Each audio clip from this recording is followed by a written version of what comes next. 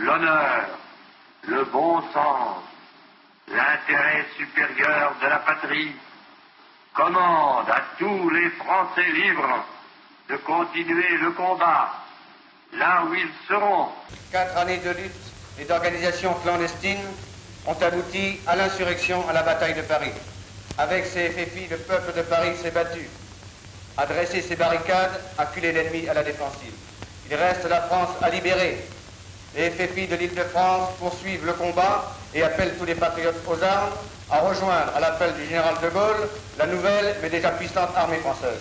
Début septembre, nous avons été plusieurs à nous engager dans l'armée. On aurait aimé au départ s'engager dans la division Leclerc, la 2e DB, mais c'était difficile.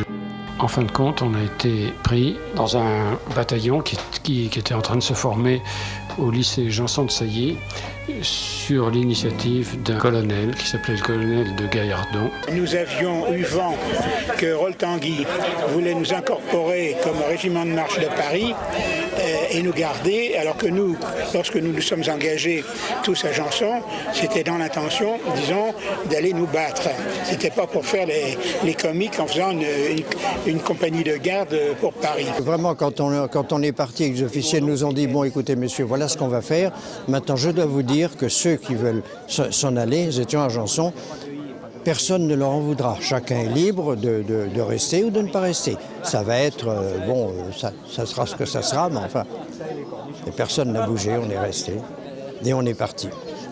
Et à l'aide de l'âtre a demandé aux officiers de nous mettre en randonnion le long de la Saône et il nous a passé environ les 400 ou 500 en revue. Alors là, pour moi, je crois que pour lui, c'était quelque chose d'extraordinaire, étant donné qu'à chaque question qu'il posait aux uns aux autres, qu'est-ce que tu fais, etc.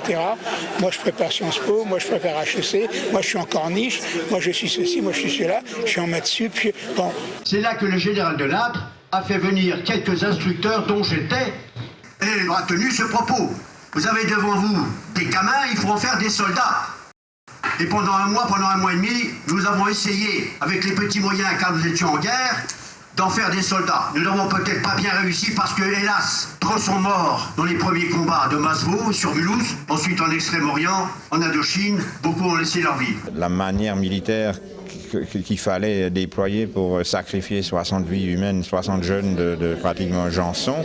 Faut-il toujours sacrifier des hommes? Est-ce que l'état-major et les généraux et ceux qui sont des officiers, est-ce qu'ils ont toujours eu connaissance du terrain, par exemple, de l'approche de Masseveau? Sur un effectif de 800-850 que comporte un bataillon, il y a donc eu 107 morts et 247 blessés.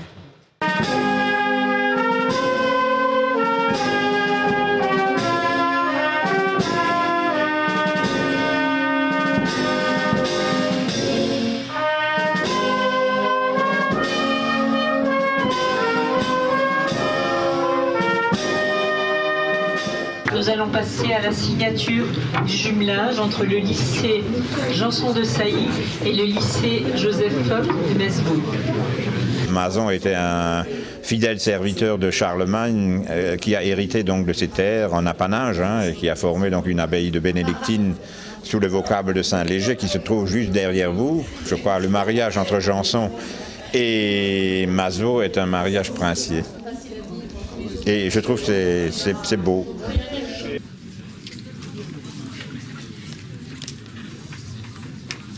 On est en train de prendre une certaine conscience de la nécessité de donner des vérités aux adolescents. Et ça, c'est important.